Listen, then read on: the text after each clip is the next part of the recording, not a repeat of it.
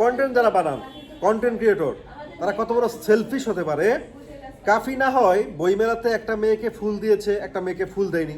কাফি না হয় একটা মেয়ের হাত ধরে এরকম ঘষাঘষি করেছে। যেই মেয়েকে সে ফুল দিয়েছে সেই মেয়েও কমপ্লেন করেনি, যে মেয়ের হাত ধরে এভাবে ঘষাঘষি করেছে সেই মেয়েও কমপ্লেন করেনি।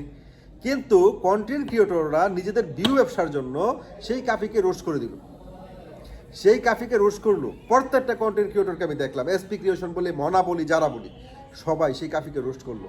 তাদের বিবেকে একটু বাঁধলো না যে এই ছেলেটা কিছুদিন আগে বৈষম্যবিরোধী ছাত্র আন্দোলনের কী অবস্থান ছিল, তার ভূমিকাটা কোথায় ছিল।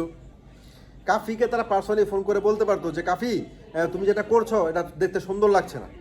তাকে পরামর্শ দিতে পারতো যে ভবিষ্যতে তুমি এরকম কিছু করো না। প্রত্যেকটা লোক নিজেদের ভিউ ব্যবসার জন্য কাফিকে নিয়ে ভিডিও তৈরি করেছে এবং কাফিকে রোস্ট করেছে, কাফিকে খুঁচিয়ে খুঁচিয়ে কথা বলেছে। কন্টেন্ট ক্রিয়েটররা যদি এরকম সেলফিশ হয়, তাহলে কোনো কন্টেন্ট ক্রিয়েটরের বিপদে, কোনো কন্টেন্ট ক্রিয়েটরের দুর্দিনে কেউ এগিয়ে আসবে? প্রত্যেকটা জায়গায় ভিউ ব্যবসা করলে হবে? আপনাদের পৃথিবীতে কথা বলার জন্য অনেক বিষয়বস্তু রয়েছে। কাফির বাড়িটা কালকে পুড়িয়ে দিয়েছে। আমি এখন পর্যন্ত কোনো কন্টেন্ট ক্রিয়েটরকে দেখছি না যে কাফির পাশে সরাসরি দাঁড়িয়ে যেতে। কেন? আজকে কাফির সাথে যেটা হয়েছে কালকে আপনার সাথেও হবে, প্রস্তুত থাকেন।